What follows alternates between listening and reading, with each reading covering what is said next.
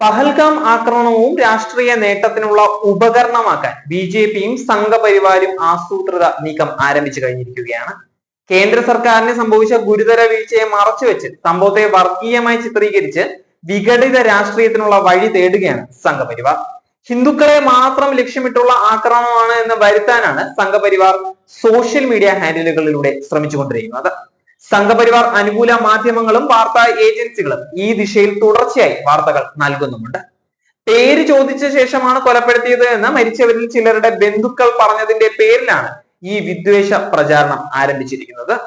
എന്നാൽ ഭീകരിൽ നിന്ന് വിനോദസഞ്ചാരികളെ രക്ഷിക്കാനുള്ള ശ്രമത്തിനിടെ പഹൽഗാം സ്വദേശിയായ സയ്യിദ് അതുൽ ഹുസൈൻ ഷാ കൊല്ലപ്പെട്ടത് സംഘപരിവാർ അനുകൂല മാധ്യമങ്ങൾ മറച്ചു പിടിക്കുകയാണ്.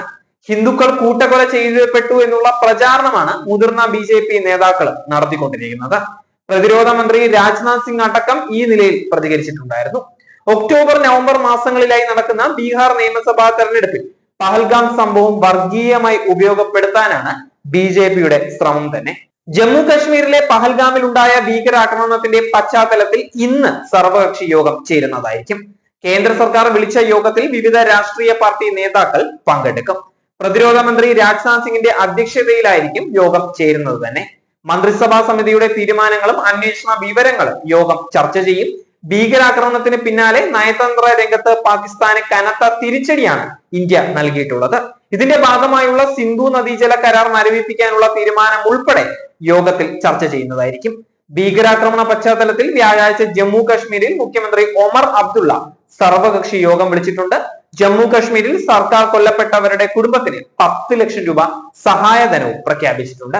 2 ലക്ഷം രൂപ പരിക്കേറ്റവർക്കും നൽകുന്നതായിരിക്കും. നിസ്സാര പരിക്കേറ്റവർക്ക് 1 ലക്ഷം രൂപയും നൽകും. രാജ്യത്തെ ഞെട്ടിച്ച ഭീകരാക്രമണത്തിന്റെ തുടർന്നുള്ള സ്ഥിതിഗതികൾ സുരക്ഷാ കാര്യങ്ങൾക്കായുള്ള കേന്ദ്ര മന്ത്രിസഭാ സമിതി ബുധനാഴ്ച യോഗം ചേർന്ന് വിലയിരുത്തിയിരുന്നു. പാകിസ്ഥാന് പങ്കുണ്ട് എന്നുള്ള നിലപാടിലാണ് ഇന്ത്യ. എന്നാൽ ആക്രമണത്തിൽ പങ്കില്ല എന്ന് പാകിസ്ഥാൻ അവകാശപ്പെടുന്നുണ്ട്.